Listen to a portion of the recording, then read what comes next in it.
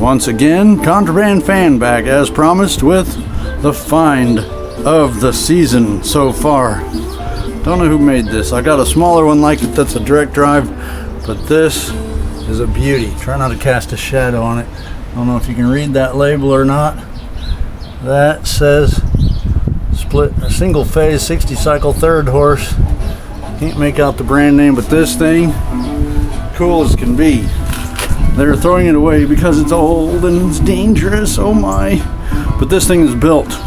No newfangled plastic POS is gonna ever replace this thing. At least not in substance and quality and long-lasting craftsmanship. Oh my gosh, this thing, it's in as-is shape now.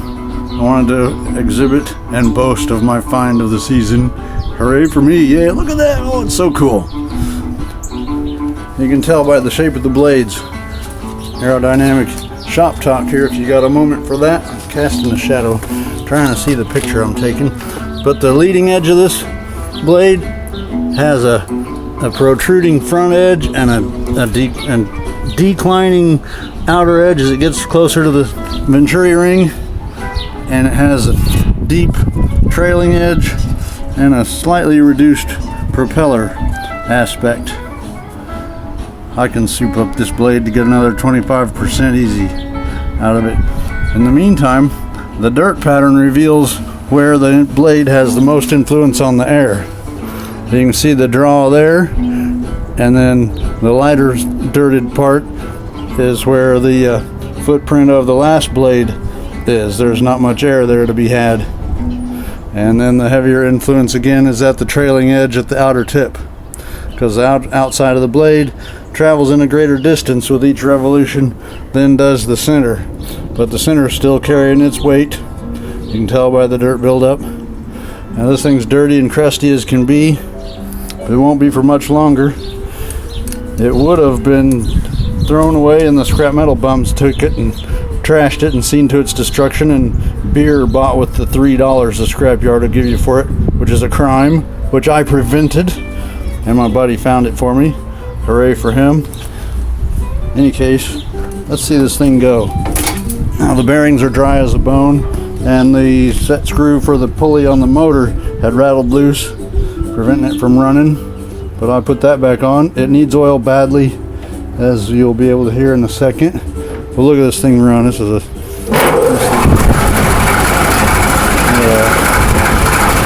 oh my gosh. Hell no. Can't get my look at that. Oh, what a beauty. I don't know if that's factory or not, probably not. Obviously this thing was installed well. It's lasted a long time. This motor, you can tell it's old. Look at the mounting on that. It's got the cradle base, but it has the rubber feet and that bolts right into the motor. That's brilliant.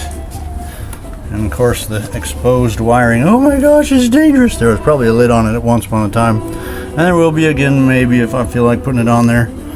Oh, it's dangerous. Oh dear, oh my. Oh gee golly worry. Oh, nonsense. It's badass. And it's mine. And you can see it. Now I don't know if you can see the detail inside this motor, but the rotor has the start winding centrifuge switch on it. When this motor fires up, you can see the switch action as it moves forward. The weights fly outward under the centrifugal force of the RPMs, pulling the switch from the start windings to the run windings. This thing's already lasted 50 years or more.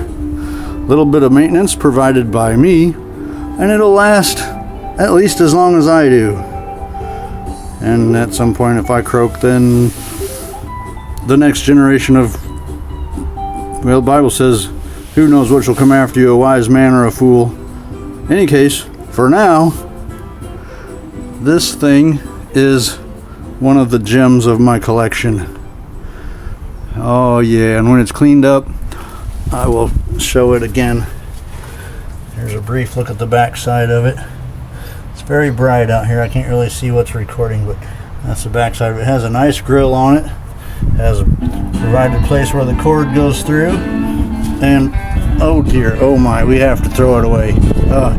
That'll just never do. Look at that gap there. Oh, that's so dangerous. Two people at a time could suck through there and get chopped all to pieces in that evil metal blade. No wonder they got rid of it. And only nutty people like me would ever want this thing. Yeah, right. I'll be a nut. Yeah, send me all your cool old fans. I want them. Anyway, that's this fan. And it even, there's a label, excuse me. Oh, it's a Fresh Air Maker. Hope I can get a shot of that. Fresh Air Maker. A bit boastful.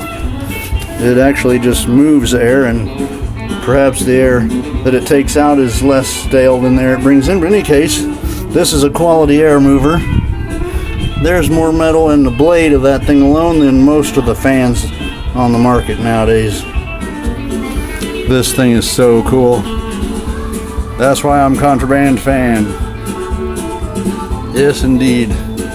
Alright, that concludes for now. See, I'll show you when this thing's cleaned up again.